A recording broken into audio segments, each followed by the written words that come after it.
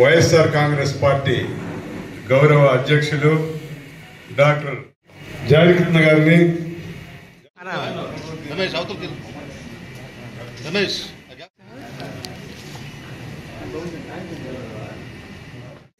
ప్రజలకి వచ్చే ఇవ్వాల్సినటువంటి పథకాలు ఇప్పిస్తాం. ఎలా అయితే వెన్నుపోటుదినం చేసాము, చేయగానే తల్లికి వందనం పడింది, అరాకొరా అయినా కనీసం అదైనా.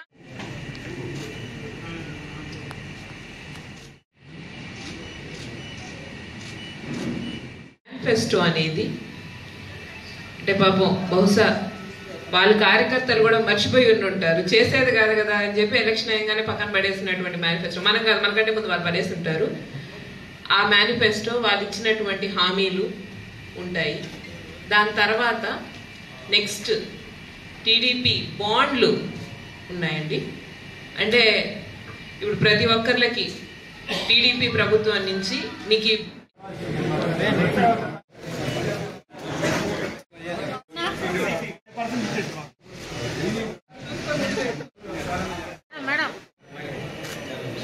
కాల్ బ్యాక్ చంద్రబాబు మేనిఫెస్టో అనే కార్యక్రమానికి ఇక్కడ మనందరం కూడా కార్యక్రమం నిర్వహించుకోవడం జరిగింది. ఎందుకంటే ఆయన ఆ రోజు కూటమి ప్రభుత్వం అని ప్రత్యేకంగా అనేదానికంటే చంద్రబాబు నాయుడు గారి నోటి గుండె నుంచి వచ్చే మాటలన్నీ కూడా ఏమన్నాయో అర్థం కావడం వల్ల సూపర్ 6 అనే పథకాలు పెట్టాడు. వాటిలో ఎన్ని అమలైనాయి, ఎందుకు మనం ప్రశ్నించే పరిస్థితి ఈరోజు కనబడుతుంది. వాళ్ళు చెప్పిన హామీలన్నీ అమలు చేయలేకపోగా 1-2 చెప్పి అవి డబ్బులు కొట్టుకోవడం తప్ప అవి ఎంతమందికి ఇచ్చారో. అమ్మఒడి కార్యక్రమం ఆ రోజు మనం చేస్తే ప్రతి బిడ్డకి ప్రతి ఇంట్లో అందరికీ ఇచ్చాం. ఆ రోజు 14,000 రూపాయలు ఇచ్చి గౌరవంగా వాళ్ళని అడిగితే వాళ్ళు వేస్తే మన స్కూల్ డెవలప్మెంట్స్కి ఏదన్నా అడిగి తీసుకోవడం జరిగింది.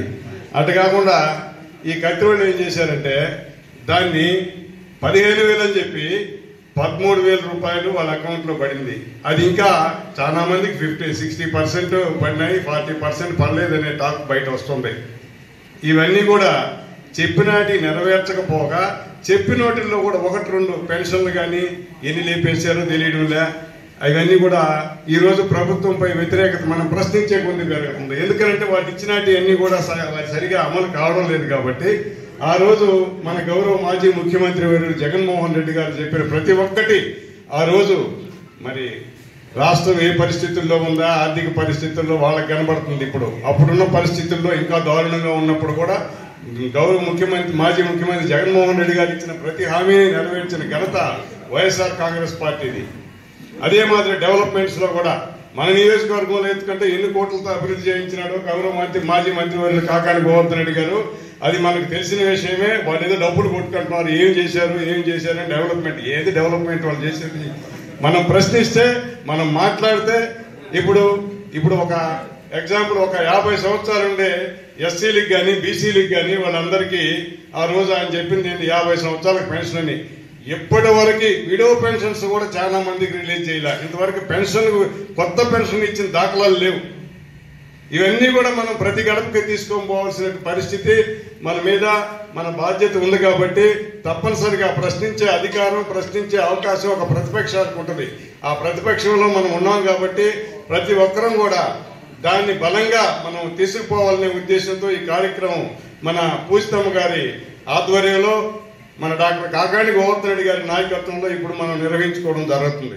రాష్ట్రంలో జరుగుతున్న ఇంతమైన అరాచకాలని ఇంతవరకు ఎప్పుడు ఏ ప్రభుత్వంలోనూ మనం చూడలేదు. సో ఆయన మన ఎలక్షన్లో ముందు రావడం, జగనన్న ఇచ్చే పథకాలే కాకుండా మీకు ఇంకొక సూపర్ 6 అనే పథకాలను అమలు చేస్తానని చెప్పడం, ఈరోజు అందరూ చూస్తున్నాం. ఆ సూపర్ 6ని వైఎస్ఆర్సీపీ నాయకులు ఎక్కడెక్కడ ఉన్నారో, వీళ్ళలో ఎవరెవరు ప్రశ్నించే గొంతులు ఉన్నాయో, వీళ్ళు ఎవరెవరు యాక్టివ్గా వైఎస్ఆర్సీపీ గవర్నమెంట్లో పనిచేశారో వాళ్ళందరినీ గొంతులు నొక్కేసి వాళ్ళ మీద కేసులు పెట్టి వాళ్ళని అరెస్ట్ చేస్తున్నాడే కానీ ఈ యొక్క మనం చెప్పామే ఈ యొక్క పథకాలని మనం ప్రజలకి ఇవ్వాలనే ఉద్దేశం లేదు. ఆ ఇచ్చే 1-2 పథకాలు కూడా వాళ్ళకే ఆ తెలుగుదేశం వాళ్ళకే వస్తున్నాయి. ఉండే వాళ్ళకి వైఎస్ఆర్సీపీ వాళ్ళకి అందరికీ ఆపేస్తున్నారు. సో ఈరోజు ఈ యొక్క ప్రోగ్రాం రీకాలింగ్ చంద్రబాబు, నువ్వు చెప్పిన హామీలు చెప్పావయ్యా, ఈరోజు ఎన్ని ప్రజలకు ఇవ్వాలనే ఒక ప్రశ్నతో ఈరోజు జగన్మోహన్ రెడ్డి గారు చెప్పటం, ఈరోజు ప్రతి నియోజకవర్గంలో, ప్రతి గ్రామాల్లో, ప్రతి మండలాల్లో ఈ విధంగా ప్రోగ్రాం జరగటం. అలాగే చూస్తున్నాం, మనం ప్రశ్నించే గొంతు అన్న ప్రతి ఒక్కరిని ప్రశ్నించాడు. మీరు ఇట్లా ఇట్లా ఇట్లా చేస్తున్నారు మేము ఆ ప్రశ్నించే గొంతుకి ఈరోజు చూస్తున్నాం. ఎన్ని విధాలుగా కేసులు పెట్టి, ఎన్ని విధాలుగా అసలు నమ్మకం లేని కేసులు, నమ్మలేని కేసులను కూడా పెట్టి వాళ్ళ ప్రభుత్వం చేతిలో ఉందని అరాచకాలు చేసుకుంటూ ఈ విధంగా వస్తున్నాడు. ఇది 29వ సంవత్సరం దాకేను పైన దేవుడు చూస్తున్నాడు, రాష్ట్ర ప్రజలు చూస్తున్నారు. ఎవరూరు నమ్మకాలు ఎలా ఉన్నాయో, ఎవరూరు 2009లో ఈ విజయకేతనం ఎగరేస్తున్నారో అన్నీ చూస్తారు. దయించి మన భవిష్యత్ నాయకురాలు, మన మాజీ మంత్రివర్యులు గోవర్ధన్ రెడ్డి గారి కుమార్తె పూజితమ్మ గారికి, ఇక్కడ వేదిక మీద పెద్దలకు, ఇక్కడ చేసినటువంటి కార్యకర్తలందరికీ నా నమస్కారం. గతంలో ఎన్నికలైన తర్వాత మన మాజీ మంత్రివర్యులు గారు వచ్చినప్పుడు ఇదే కళ్యాణ మండపంలో మనందరం కలుసుకోవడం జరిగింది. ఇప్పుడు మనం అనుకున్నాం, నేనే చెప్పాను, 5 సంవత్సరాలు జిల్లా పరిషత్ చైర్మన్గా, 10 సంవత్సరాలు ఎమ్మెల్యేగా మనల్ని మోసినటువంటి వ్యక్తి ఈరోజు ఎలాంటి ఒడిదుడుకులైనా ఎదుర్కొనే పరిస్థితులు వచ్చినప్పుడు మనం ఈ 5 సంవత్సరాలు ఆయన్ని మోయాల్సిన అవసరం ఉంది, మనందరం మోస్తామని మనందరం కూడా అనుకున్నాం. మనందరం కూడా ఆయనకి ప్రమాణకం చేసాం. ఈరోజు ఈ అక్రమ కేసులు పెట్టి ఆయన్ని జైలుకు పంపిస్తే ఏదో కార్యకర్తలందరూ భయపడిపోతారని, నాయకత్వం లేకుండా సరేపల్లి కాన్స్టిట్యున్సీ చెల్లాచెదురైపోతుందని భావించారు. ఆ టైంలో ఆ తండ్రి గారు లేకపోయిన లోటు నేను తీరుస్తానని పూజితం గారు రావటం, ఆఫీసులో కూర్చున్న రోజు నుంచి మనందరం కూడా పోతున్నాం. ఆ నాయకత్వ లోటు లేకుండానే తీరుస్తూ ఉంది. కాబట్టి మనం అందరం కూడా యథాప్రకారం పాత గోవర్ధన్ రెడ్డి గారు, పాత మంత్రులనే మనసులో పెట్టుకొని కార్యకర్తలందరం కూడా జాగ్రత్తగా మన పార్టీ అభివృద్ధి చేసుకోవాల్సిన అవసరం ఉంది. చంద్రుడు కూడా గ్రహణం పడుతుంది. ఆ ప్రకారం మన నాయకుడికి ఏదో 2 నెలలో 3 నెలలో గ్రహణ టైం వచ్చింది. అది కూడా చాలా మంచిది. ఏదో వెనక్కి చిక్కొచ్చి సమస్యలు వచ్చేదానికంటే ఎలక్షన్లు అయిపోయిన కొద్ది రోజులకు వచ్చాయి, ఈ సమస్యలు తీరిపోయి వచ్చేస్తాడు 10 రోజులు 20 రోజుల లోపల. తర్వాత ఈ 4 సంవత్సరాలు యథాప్రకారం మన కార్యక్రమాలన్నీ ముందుకు పోతాయి. తర్వాత ఈ రీబ్యాక్ చంద్రబాబు నాయుడు అనే దాంట్లో గ్రామాలలో చాలా అసంతృప్తి ఉంది. అమ్మఒడి పథకాలు పోయినాయి. మా ఊర్లో పేద బ్రాహ్మడు చిత్తూరు జిల్లా నుంచి వచ్చి పిడూరు దేవాలయంలో పూజ చేస్తున్నాడు. ఆయనకి 2 మనవాళ్ళు ఉంటే వాళ్ళకిద్దరికి రావాలి. ఎందుకు రాలేదని చెప్పేవాడు కూడా లేదు. సచివాలయంలో సిబ్బంది లేదు. ఎక్కడెక్కడంతా వ్యవస్థను మార్చేశారంటే ఈ వాలంటరీ వ్యవస్థ పోయిందనుకుంటే సచివాలయంలో సిబ్బందిని కూడా తీసేశారు. ఈరోజు సచివాలయం పోతే ఎవరు ఎక్కడ ఉన్నారో తెలియటం లేదు, ఎవరు ఏ పని చేస్తున్నారో తెలియటం లేదు. ఆ పరిస్థితి ఉంది. కాబట్టి మళ్ళీ మనం అందరం మన పార్టీని బలోపేతం చేసుకొని మళ్ళీ గోవర్ధన్ రెడ్డి గారిని అత్యధిక మెజార్టీతో గెలిపించుకొని జగన్మోహన్ రెడ్డిని ముఖ్యమంత్రిని చేసుకోవడానికి అందరూ ప్రయత్నం చేస్తారని భావిస్తూ సెలవు తీసుకుంటూనే ఉన్నారు. అందరూ చూస్తూనే ఉన్నాం మనం ఏం జరుగుతుంది అనేది. ఎవరైతే ప్రశ్నిస్తారో వాళ్ళ గొంతు నొక్కడమే వాళ్ళ పెట్టుకున్న మేనిఫెస్టో అజెండాగా ఈ రాష్ట్రంలో అధికార ప్రభుత్వం అలాగే నడుస్తూ ఉంది. ఫస్ట్ నుంచి చూస్తూనే ఉన్నాం. ఈరోజు మన సర్వేపల్లి నియోజకవర్గం మెద్దబిడ్డ మన చెంత లేరు అంటే దానికి కారణం వాళ్ళని ప్రశ్నించడమే. అయ్యా మీరు ఈ మేనిఫెస్టో పెట్టి మీరు ఇవన్నీ చేస్తా అన్నారు, మీరు ఇవి చేయలేదు అని అడిగిన దానికి ఈరోజు మన నుంచి దూరం చేసి జైలుకి పంపిస్తున్నారు. అదేవిధంగా ప్రతి దగ్గర కూడా రాష్ట్రంలో ఎవరైతే ప్రశ్నిస్తున్నారో వాళ్ళందరి గొంతు నొక్కుతూ రాజ్యాంగం, అంబేద్కర్ గారు రాసిన రాజ్యాంగాన్ని పక్కన పెట్టి రెడ్ బుక్ రాజ్యాంగాన్ని నడుపుతున్నటువంటి ఏదైనా గవర్నమెంట్ ఉందంటే ఈ కూటమి ప్రభుత్వం మాత్రమే అలా చేస్తూ ఉంది. రాష్ట్రంలో వల్లభనేని వంశీ గారు కానివ్వండి, ఎవరినన్నా చూసుకోండి, ఎవరైనా మాట్లాడారంటే నిన్న కాక మొన్న స్టేట్ యూత్ ప్రెసిడెంట్ మామూలుగా పేపర్ బిల్లుకి సంబంధించిన వాళ్ళ గురించి మాట్లాడితే ఆయన్ని ముందస్తుగానే అరెస్ట్ చేస్తారు. లేదు ఈ రోజుకి మాకు అయిపోయిన ఆయన కేసులు ఇంక బయట వస్తారు కదా అనుకొని మేమందరం అనుకుంటూ ఇంక కొద్ది రోజుల్లో మా నాయకుడు మా కళ్ళ చెంతకు ముందుకు వచ్చి మాతో మళ్ళీ అందరం కలిసి తిరుగుతామనే సమయానికి ఏదో ఒక అక్రమ కేసులు తప్పనిచ్చి వేరేటి ఏం లేవు. నిన్నటి వరకు మనం అనుకున్నాం అన్ని కేసులు అయిపోయినాయి, ఇంకా ఏమీ లేవు అంటే మళ్ళీ ఇంకొక కేసు తీసుకొచ్చి పెడతారు. వీళ్ళు పరిపాలనని గాలి వదిలేశారు. ఎవరైతే ప్రశ్నిస్తున్నారో వాళ్ళ మీద అక్రమ కేసులు పెట్టి వాళ్ళని నిర్బంధించి వైఎస్ఆర్ కాంగ్రెస్ పార్టీని అణగదొక్కాలని చూస్తున్నారు తప్ప ఈ రాష్ట్రంలో ఇప్పటి వరకు పరిపాలన అనేది పక్కన పెట్టేశారు. వాళ్ళు ఇస్తా అన్న సూపర్ 6 పథకాలు పక్కన పెట్టేశారు. సంక్షేమ పదాలు లేవు, అభివృద్ధి లేదు, ఏం లేదు.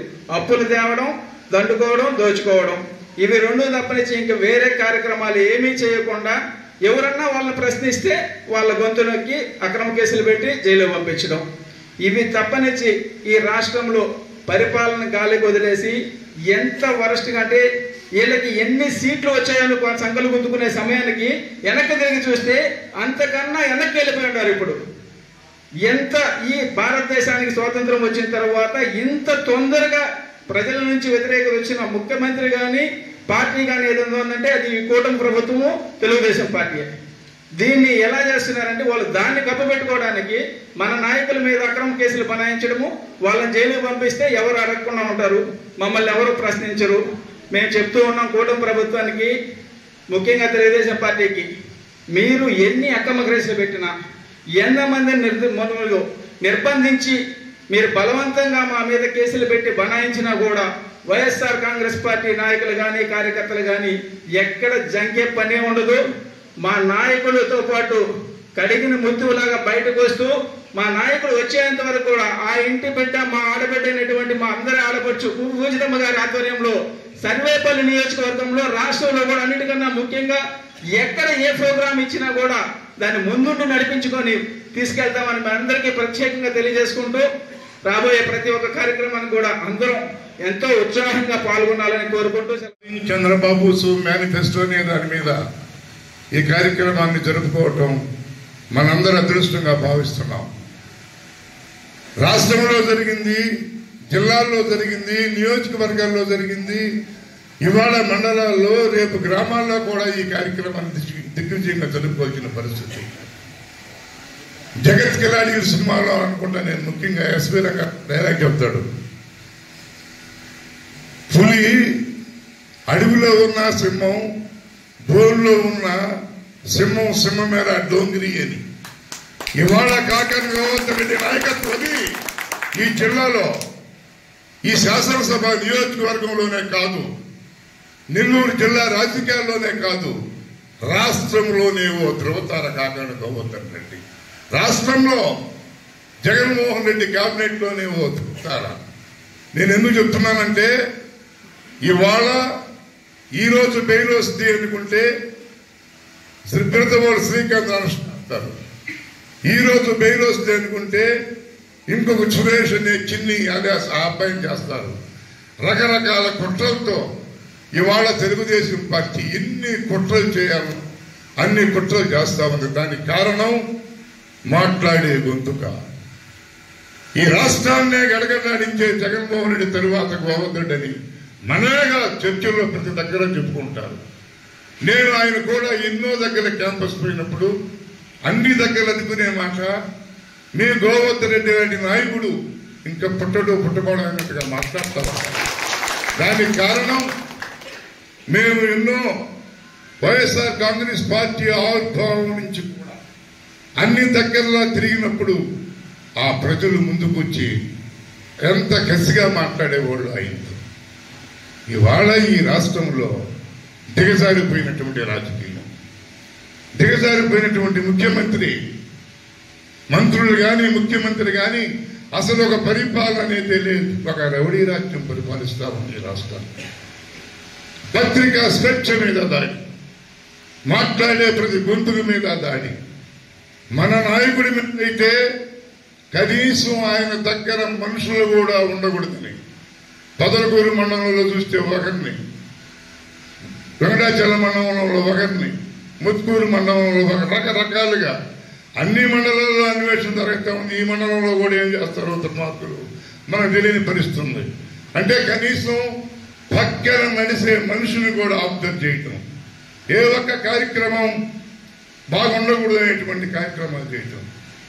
ఒకటే చెప్తున్నా నేను ఇవాళ తెలుగుదేశం పార్టీకి, ఇవాళ ఒక మేనిఫెస్టో ఇచ్చిన తరువాత ఆ మేనిఫెస్టోలో మీరు చేసే దురాగతాలన్నీ కూడా సోషల్ మీడియాలో కానీ సాక్షి ఛానల్స్ లో కానీ ప్రజలైతే దృఢంగా నమ్ముతున్నారో చేసుకొని పోతా ఉన్నారు. ఒకటైతే మాత్రం చెప్తున్నా, నేను ఇవాళ మా ప్రీతమ నాయకుడు కాకాని గోవర్ధన్ రెడ్డి మాకు చెంత లేకున్నా ఆయన ముద్రతనే పూజితం ముందే నడిపిస్తాం, కాళ్ళు అరిచేతుల్లో పెట్టి నడిపిస్తాం ఆ బిడ్డని. ఈ నియోజకవర్గంలో జిల్లాలో కూడా మీటింగులు ఉన్నా కూడా ఆ అమ్మని మేము నడిపించుకోపోయేదానికి వైఎస్ఆర్ కాంగ్రెస్ పార్టీ సంసిద్ధంగా ఉంది. వైఎస్ఆర్ కాంగ్రెస్ పార్టీ శ్రేణులంతా కూడా సంసిద్ధంగా ఉండాలని మరొకసారి తెలియజేసుకుంటాం. నాకు ఓట్లు లేకపోయినా కానీ పర్లేదు, ప్రజలకి మేలు చేయాలి అని చెప్పి వాళ్ళకి రావాల్సినటువంటి లబ్ధి వాళ్ళు చేకూర్చాలి అని మనం ఈ program recalling Chandrababu Naidu manifesto program చేస్తున్నామండి. ముఖ్యంగా ఈ ప్రోగ్రామ్కి ఏ ప్రోగ్రామ్కి వెళ్ళినా నాకు తీరని వెలితి మన నాయకుడు నా తండ్రి అయినటువంటి కాకాని గోవర్ధన్ రెడ్డి గారు లేకపోవడమే. అయితే మీరు ఎంత ఇబ్బంది పెట్టినా, ఎంత కష్టపడ్డా, ఏం చేసినా కానీ ప్రభుత్వం ఆలోచించాల్సిన ఒక విషయం, ఒక మనిషి 10 రోజులు వాళ్ళ జనాలను వదిలేసి ఉండలేకపోయే మనిషిని మీరు ఇన్ని రోజులు జైల్లో పెట్టారు.